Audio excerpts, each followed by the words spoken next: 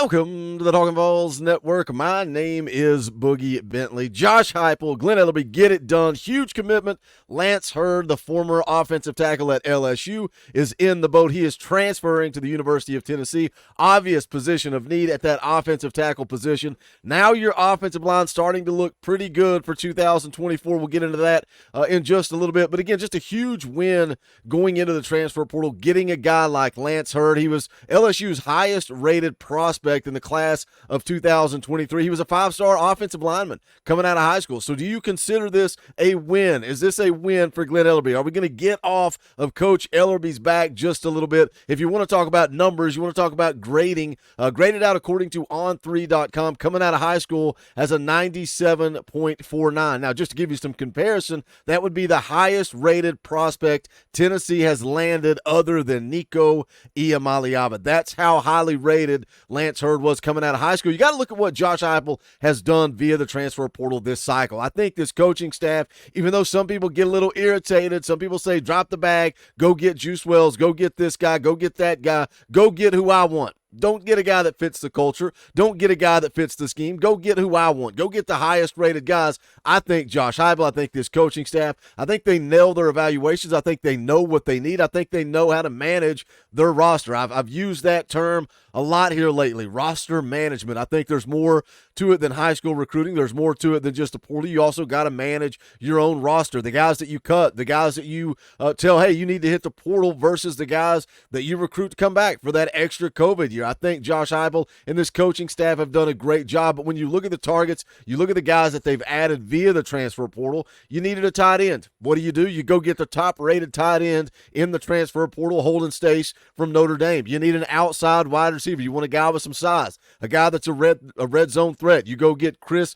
Brazzell through the transfer portal from Tulane, a guy that's, he's done it at the lower level. He's shown the production. Can he do it in the SEC? We'll find out. You need help, obviously, in the secondary. You lost 7 players to the transfer portal from the secondary. It is a mass exodus. It is a new life in that secondary. It is a youth movement, and you're also adding some talent like Jermod McCoy, who I'm excited about. If you missed it, we did a film breakdown on Jermod McCoy, taking a look at some of his film from Oregon State. Go back, watch that video if you missed it. A lot of good stuff there from Coach Jay. Also added Jalen McMurray, the corner from Temple, and Jacoby Thomas, the safety from MTSU. I think those guys probably depth pieces, right? I think you've got your Ricky Gibson starting at corner alongside Jermod McCoy. I think Thomas probably starts at that star position. Does the kid from MTSU, can he push for some playing time at safety? I like what Andre Turrentine did in the bowl game. Excited about him. But what would you say? Jump into the comments. Grade what Josh Heupel has done in the transfer portal, and now you add Lance Hurd, a guy who 247 Sports has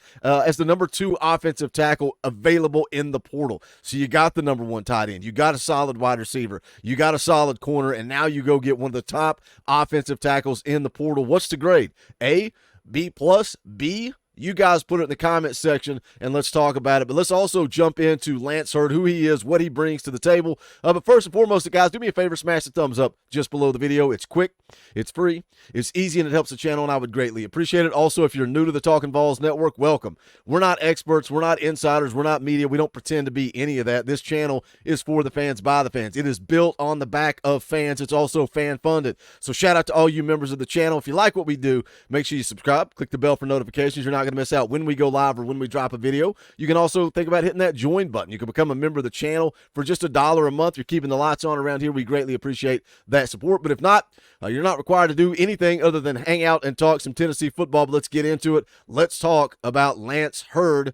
Let me pull up his profile here. Let's go with on3.com. You can see there on the screen, 6'5.5", listed as 305. That's coming out of high school. A little bit bigger now, listed at 340 pounds. Again, the top-rated player in LSU's class of 2023. And I like the comparison, knowing if you follow recruiting, you look at some of the guys that Josh Heupel has landed a few 5-stars already. That's not something we are used to. We forgot what it felt like to go out there and get the big fish. Get the guys like Nico. Get the guys like Mike Matthews.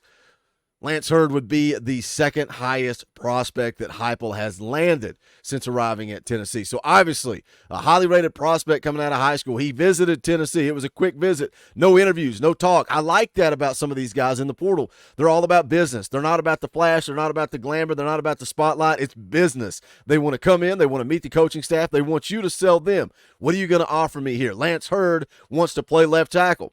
What does Josh Heupel do? He offers him that left tackle position. Everything I've seen indicates that John Campbell said, hey, I'm willing to move over to the right side. Interesting enough, he wasn't willing to do that for Gerald Mincey. That was never an option. Gerald Mincey also wanted to play that left tackle position. We know that's the money position in the NFL, but we talk so much about culture and what Josh Heupel has built, particularly in that quarterback room, right? The way that Joe loved on Hendon, even though Joe was on the bench. The way that Nico supported Hendon or supported Joe. He said he wanted to be to Joe what Joe was to Hendon. That the relationships that are formed under the coaching of Josh Heupel, it's been amazing to see what he's able to do. We talk about culture, but then when you see it play out, so now John Campbell going into his money year, this is his last ride. This is his opportunity to get to the league. He says, I'll move over and play right tackle if that means that we're going to get Lance Hurd in here and we're going to rock 5 really good offensive linemen across the board. So now you're looking at Lance Hurd at left tackle. Who plays that guard position? Is it Andre Carrick? Do they look to add somebody in the portal coming up in the spring cycle? You got Cooper Mays at center.